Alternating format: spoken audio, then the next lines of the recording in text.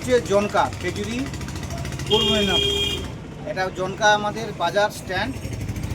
আপনি যে কোনো দিক থেকে আপনি আসবেন, সেটা আমাদের ফোনের সঙ্গে যোগাযোগ করে আপনি আসতে পারেন। আপনি ডেলিভারিও নিতে পারেন যে কোনো দিক থেকে। হোম ডেলিভারিও পাওয়া যাবে। হোম ডেলিভারিও আপনার বাড়ি পর্যন্ত চলে যাবে।